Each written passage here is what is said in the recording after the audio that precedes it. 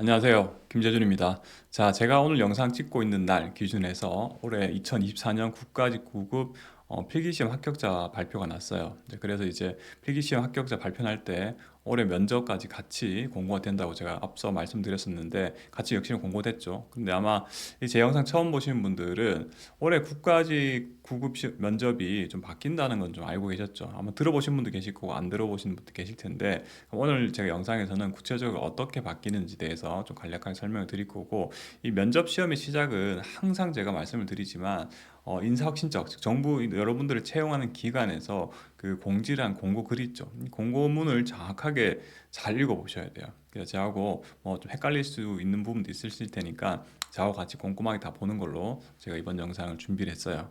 자, 그러면 첫 번째 이 파일이 두 개, 오늘 파일 두 개를 제가 보여드릴 건데, 첫 번째 파일은 면접 시험 포기 등록 및 일시 장소 등 공고예요. 저도 이 한 번씩 오랜만에 보면 헷갈릴 때가 있어요. 왜냐면 타이틀에 포기 등록이라는 단어가 있어서 나하고는 관계 없는 게 아닌가라고 좀 착각하실 수가 있어요. 근데 뒤에가 있죠. 면접이 언제 진행이 되는지, 장소가 어딘지, 여기. 물론 뭐 일부 면접 시험 포기 등록하신 분도 계시긴 하겠지만 뭐 대부분 다 면접 보시잖아요.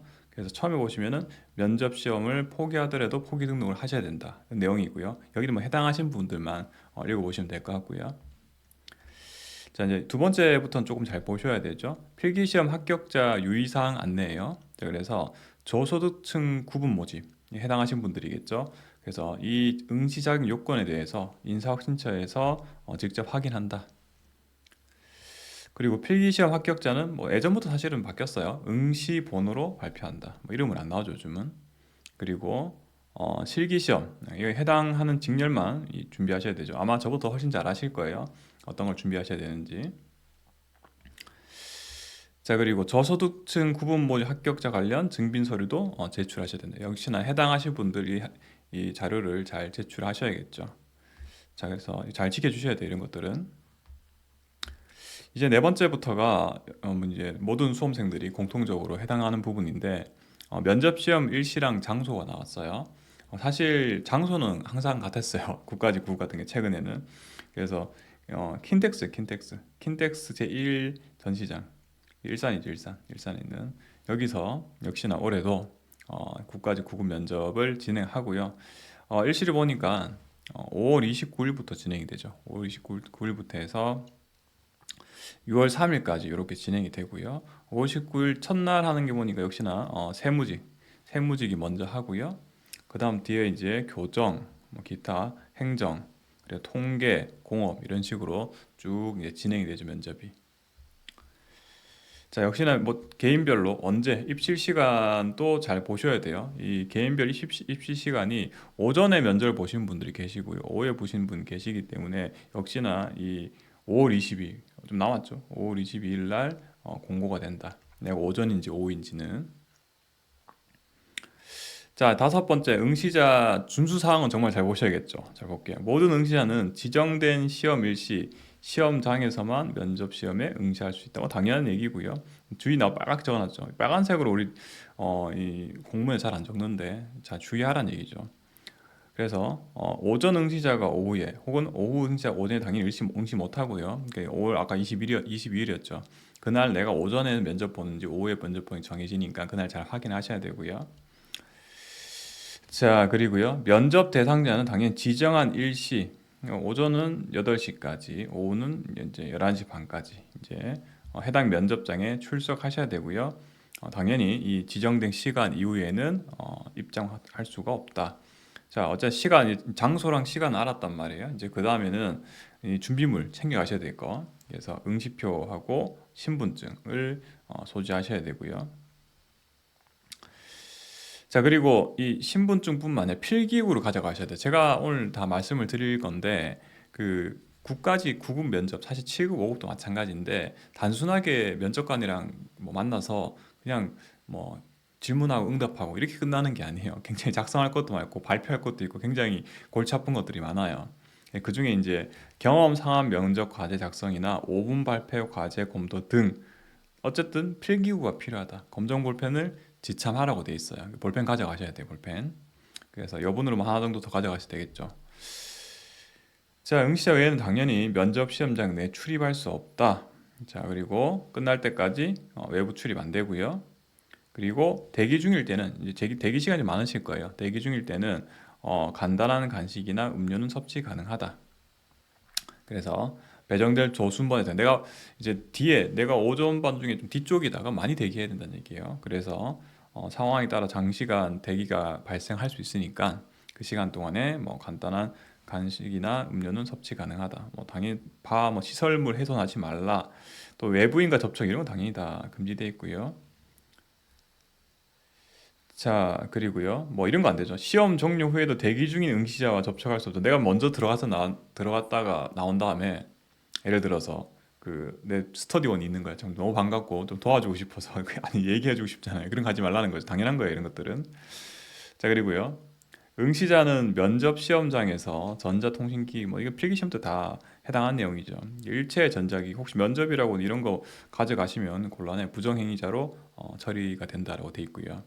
그다음 자 부분인데 면접 복장 관련해서 사실 똑같아요. 이 작년에도 그래 그전에도 이렇게 인사처에서 이 공고글을 올려놨는데 격식을 차린 획일적인 옷차림은 겸장하지 않는다. 근데 이게 이제 방어적으로 사람들이 하지 말라고 안 돼 있거든요. 그건 본인의 역량 발휘에 지장을 주지 않은 간편한 옷차림이었어요. 그냥 평상복, 노타이 등 제가 지금 앉아 있는 게 노타이 정장을 입고 있잖아요. 이게 제일 무난해요. 원래는 제가 그 이론 강의 학원에서 할 때는 그냥 면접 갈 때 타이 메고 가시라 했어요. 타이 메고 간 다음에 뭔가 다 타이를 아무도 안 메고 있으면 그냥 타이는 풀 수 있잖아요. 근데 들어갔는데 다 뭔가 다 타이 매는 분위기야. 그러면 그때 만약 안 가져갔으면 대응이 안 되잖아요. 그래서 뭐 타이 메고 가셨다가 분위기 보고 푸는 방법도 있어요. 근데 평상복이라도 정말 뭐 청바지에 티셔츠는 좀 지양하시는 게 좋을 것 같아요. 여기서 뭐 괜찮다고 돼 있긴 하지만 아직까지 갔는데 대부분 아마 정장 입고 오실 거예요. 과거에도 그리고 그 전에도 그랬어요. 그러니까 기본적으로 제가 딱 복장 입고 왔죠. 요 정도로 다 입고 오시고 헤어스타일 뭐 전문가들 뭐 이렇게라고 말씀하시는데 어차피 여러분들 공무원 면접 보러 가시니까 제가 딱 이 차림 그대로 타이만 맨 상태로 거의 8년 이제 근무하다 보니까 8년 동안 근무할 때 거의 이 차림을 다녔어요. 그래서 이렇게 다니시는 분이 많아요. 특히나 보고를 좀 중요한 자리에 보고를 가거나 면접 뭐 발표를 한다거나 이럴 때는 이런 복장을 가기 때문에 여러분들도 이렇게 복장을 기본 남성분의 기준으로 이렇게 입으시면 되고요. 뭐 여성분들은 뭐 제가 전문가가 아니다 보니까 그런 부분에 대해서는 뭐 딱히 뭐라 말씀을 드리지 못하겠지만 사실은 여성분들도 보통은 소위 말해서 모나미 패션이라고 하죠. 그 까만색 정장에다가 안에 이제 흰색 브라우스인가 이렇게 입고 오시잖아요. 다 똑같이 입고 오시기 때문에 그렇게 가시면 제일 무난해요. 그리고 나중에 여러분들 입직하시고 처음에 이렇게 부서에 인사 다니고 하실 때 아니면 위에 분들 이제 인사 다니셔야 되니까 또 당연히 또 정장 입고 가셔야 돼요. 그렇기 때문에 뭐 나중에 뭐 면접 준비하시다 보면 정장을 입어도 된다 안 입어도 된다 별로 중요한 게 아니에요. 그렇게 일단은 디폴트로 이렇게 입으시면 돼요. 큰 무리가 없어요. 그게 고민하지 마시고 다른 우리가 중요한 면접 과제를 준비하셔야 되기 때문에 집에 가지고 계신 정장 되게 오래된 거 말고요.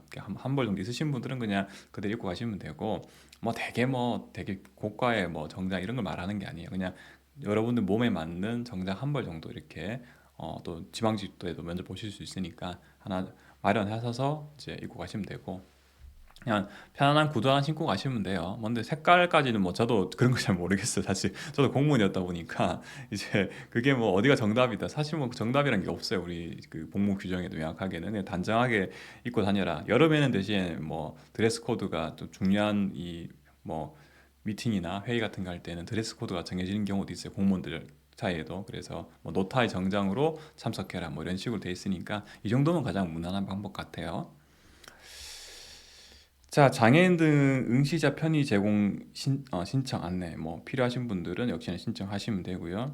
필기시험 추가 합격자 발표가 있어요. 그러니까 여러분들 뭐 제가 나중에 이론 강의도 사실 다 말씀드린 내용인데 그 선발 예정 인원보다는 실제 선발 인원이 훨씬 많아요. 왜냐면 이제 그 예를 들어 1.3배수까지 뭐 필기시험 합격했다면은 실제 합격하시는 분한 1.1배수 정도까지는 합격을 하시게 될 거예요. 그리고 좀 한참 있다가 발표하긴 하겠지만 이번에 매우 안타깝게도 내가 그 면접에서 떨어졌어. 근데 내가 미흡은 아니었던 것 같아. 그냥 그런 경우에는 한 10월 정도 되면은 추가로 합격자를 좀 발표하는 경우도 있어. 항상 그게 뭐 해왔는데 근데 인원수는 좀 그해 따라서 좀 많이 달라지긴 해요. 근데 그게 막 많지는 않아 추가 합격자가.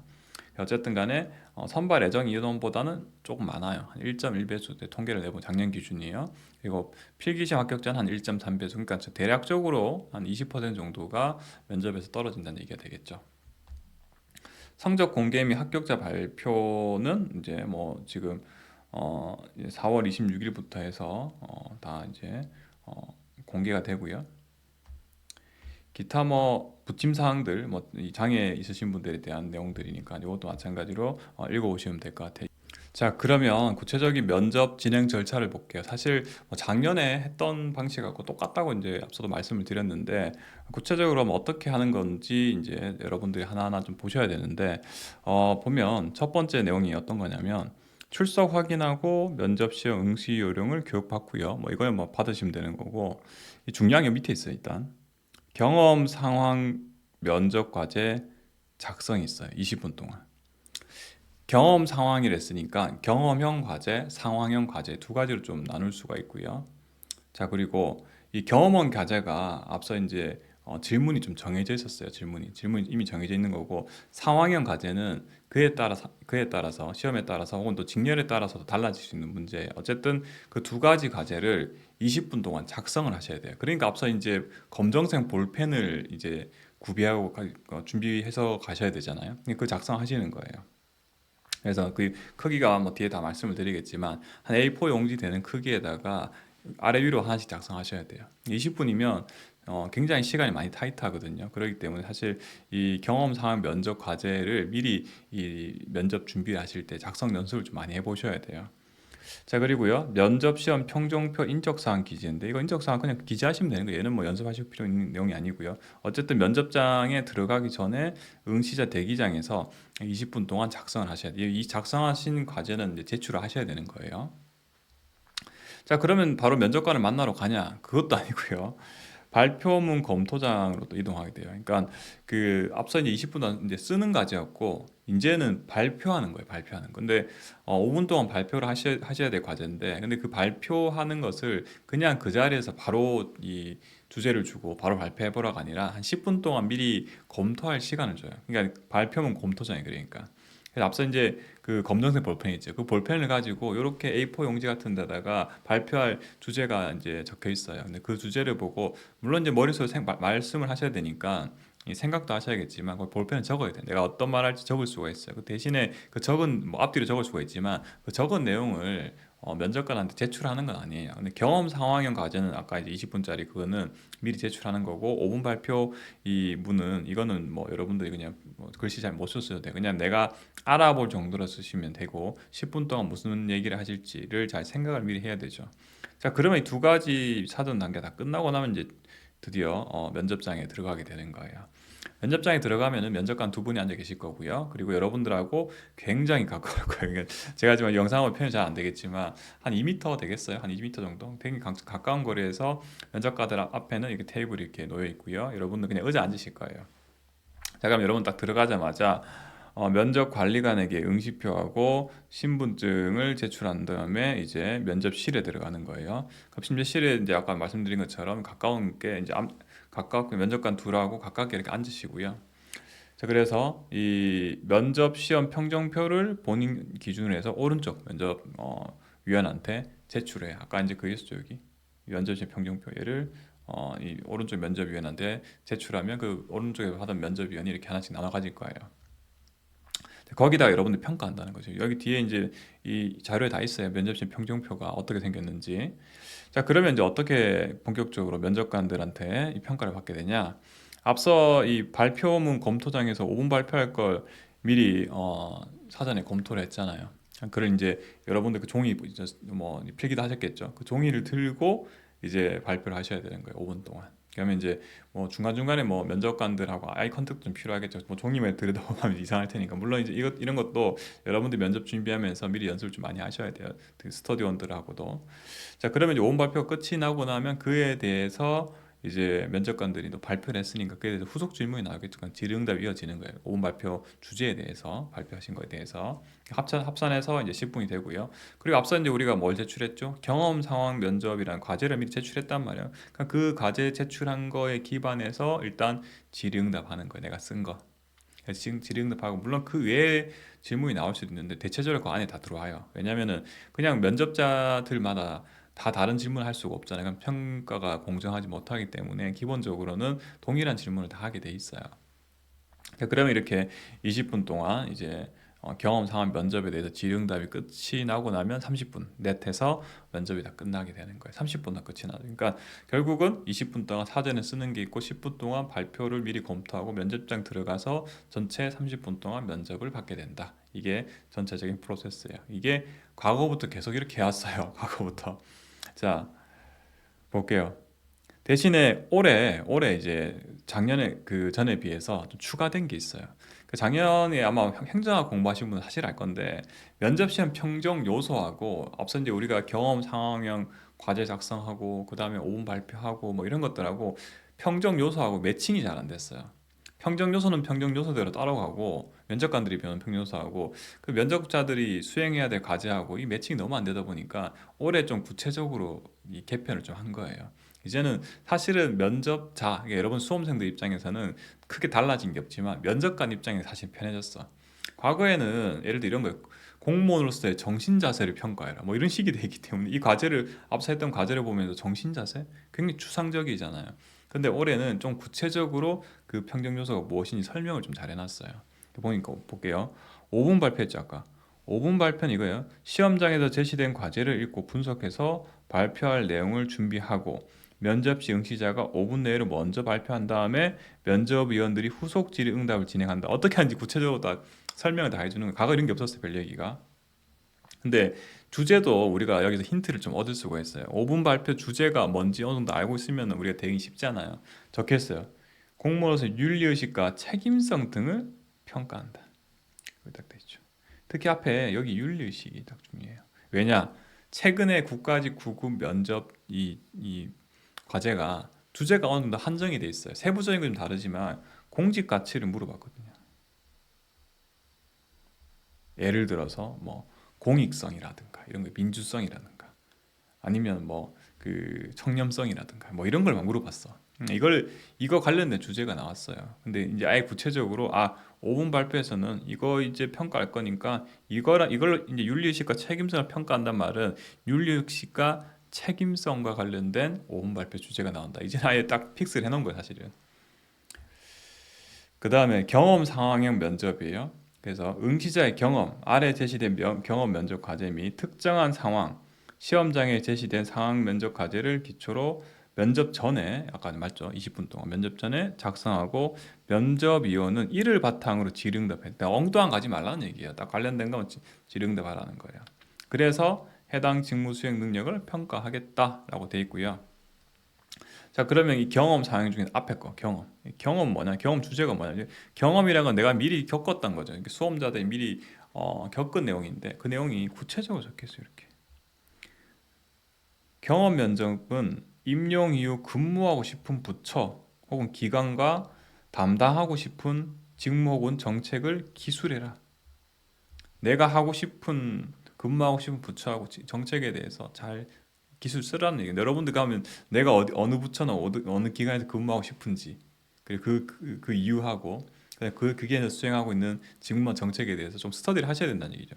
작성하시고 그 다음에 뒤쪽에 이제 응시 분야 관련된 이해도와 교과목 수강 그리고 각종 활동 등 분야의 직무 수행 능력 및 전문성 함량을 위해 평소 준비한 노력과 경험 등을 평가한다라고 되어 있어요. 그러니까 내가 러프하게 좀 말씀을 드리면 내가 어디 근무하고 싶고 또 어떤 일을 하고 싶어 그리고 이런 일을 하기 위해서 내가 과거에 이러이러한 활동들을 해왔어 이렇게 작성하시면 되는 거예요.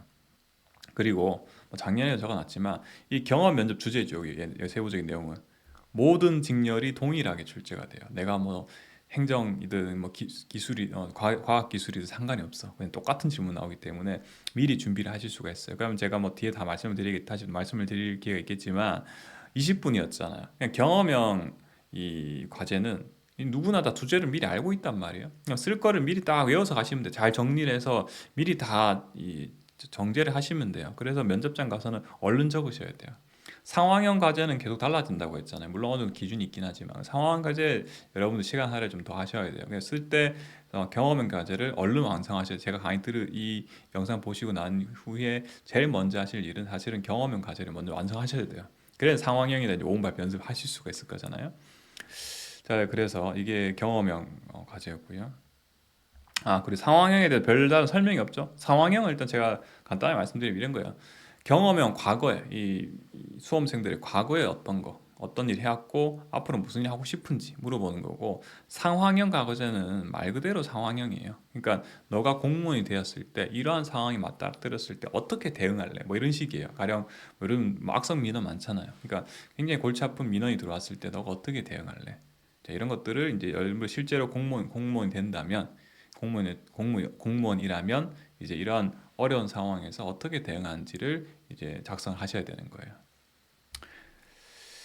자, 그리고요. 이제 뒤에 이제 2024년 면접 시험 평균 요소가 이제 개편됐다고 말씀을 드렸죠. 과거에 사실 평균 요소에도 뭐 그냥 공무원의 정신 자세 뭐 이런 식으로 좀 추상적이었는데 지금 바뀐 거 좀 추상적이긴 해요. 그러니까 공무원이 얼마나 소통하고 공감을 잘하는지, 또 얼마나 업무에 헌신적이 열정적인지, 얼마나 창의적인 아이디어와 혁신을 하는지, 또 윤리 책임성이 얼마나 강한지, 뭐 네 가지로 구분했고, 사실 여기 이제 이 그 공무원 임용 시험령에는 추가로 이제 평형 이 요소를 추가할 수 있다고 되어 있는데, 인사혁신처에서는 추가 안 했어. 그냥 네 가지만 다 하기로 했어요.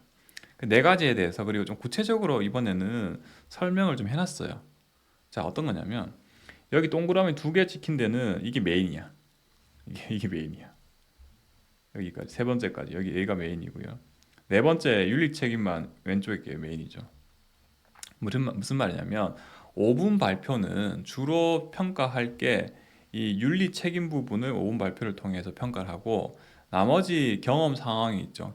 과제 작성하고 그에 대한 질응답하고, 그거는 나머지 세 개에 대해서 이 경험 상황으로 주로 평가하겠다. 100%는 아니지만 주로 이쪽 관련돼서 평가하겠다. 왜냐하면 사실은 이 면접자를, 제 생각이에요. 면접자를 위한 게 아니라 면접관을 위한 거예요. 면접관이 그전에는 이런 기준이 없으니까 굉장히 추상적인 평등 요소가 있고, 면접자들이 막 이것저것 막 오온 발표하고 경험 상황 면접 과제를 수행했단 말이에요. 그러다 보니까 면접관들조차도 대체 이 사람이 잘하고 있는지 못하고 있는지를 평가하기가 어려웠어요. 근데 이제는 좀 구체적으로 경험 상황 면접은 이런 거 평가해. 5분 발표는 이런 거 평가해라고 이렇게 딱 그 제시를 해놨어요. 볼게요. 소통 공감, 국민들과 소통하고 공감한 능력을 해서 경험 상황 면접은 사실은 여기 힌트가 들어있어요. 볼게요. 국민 또는 행정 현장의 애로와 각종 수요에 대한 존중하는 마음으로 경청하고 상대방 입장을 정확히 이해하려고 노력하며 자신의 생각과 의견을 정확하게 전달하고 협력적인 태도로 이해관계를 조정한다. 딱 보니까 얘는 경험형 과제예요. 경험형 과제. 설명이 다 적혀 있어요. 왜냐 이런 거잖아요.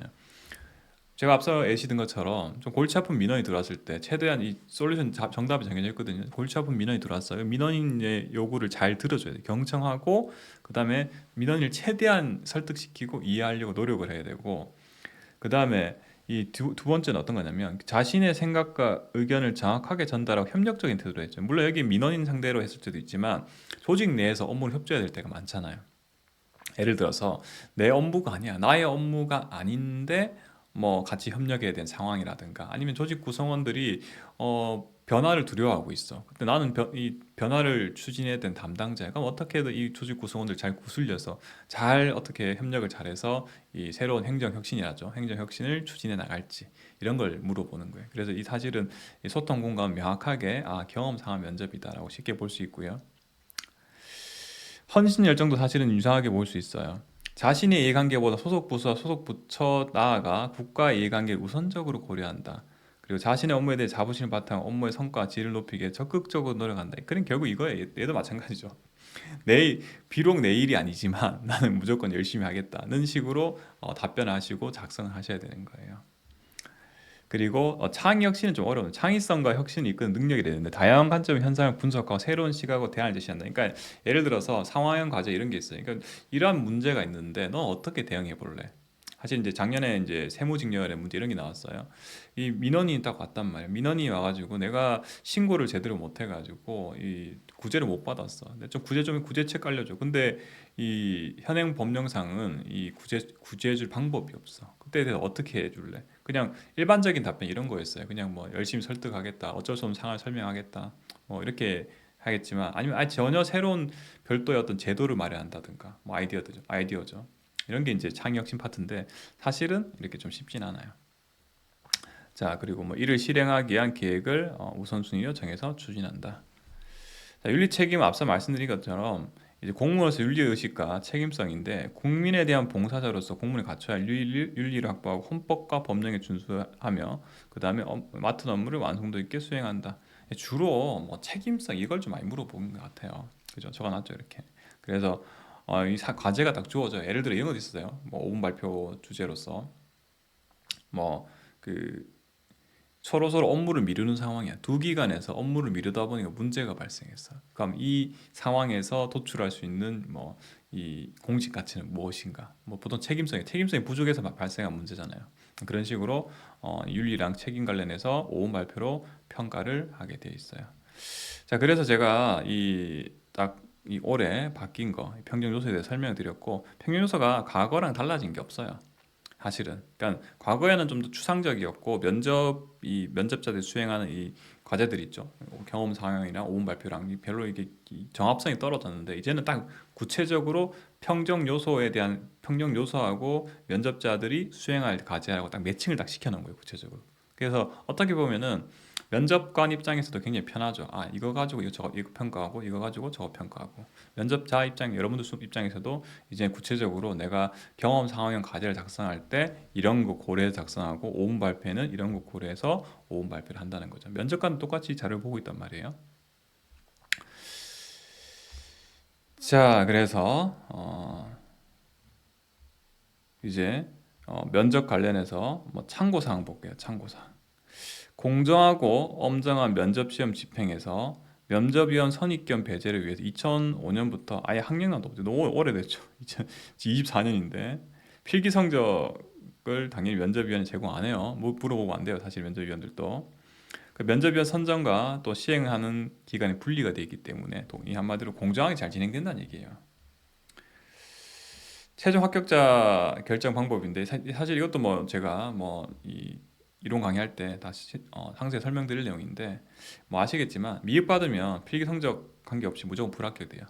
그러니까 내가 필기 성적이 아무리 높더라도 면접에서 미흡 나오면 무조건 불합격. 우수다. 필기 성적 관계없이 무조건 합격이야.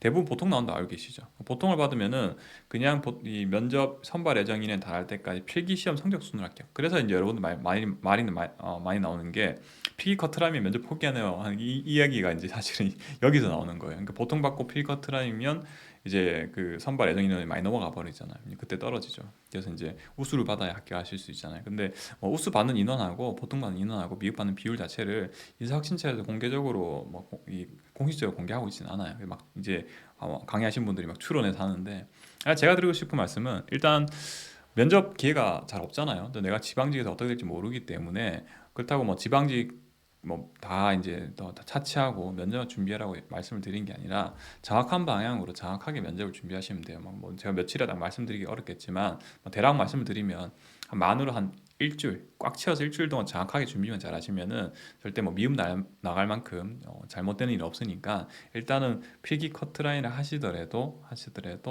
한 일주일 정도 다 알아서 일주일이 아니라 뭐 일주일에 뭐 한 주에 1회 내지 2회 정도 좀 집중하셔가지고 면접을 준비하시는 게 훨씬 이득인 것 같아요. 뭐 작년에 제가 면접할 때도 뭐 국가직 이제에서 필기 컷이셨는데 뭐 그래 끝까지 하시더라고요. 지방직도 뭐 시험 보셨지만 그래서 컷인데도 합격하신 케이스가 있으니까 이거 좀 잘 참고하셔갖고 준비를 잘 하셨으면 좋겠어요. 자, 그래서 오늘 이제 인사혁신처에서 올라온 제가 이 공곡을 이제 설명드렸고 제가 다음 영상에 좀 기회가 된다면 이제 구체적으로 이 경험형 과제를 어떻게 작성하는지 또 경험형 과제 작성하시다 보면 어떤 실수를 하시는지 그리고 상황 과제는 어떻게 작성할 건지 또 오분 발표는 어떻게 할 건지에 대해서도 좀 설명드릴 기회가 있을 것 같아요.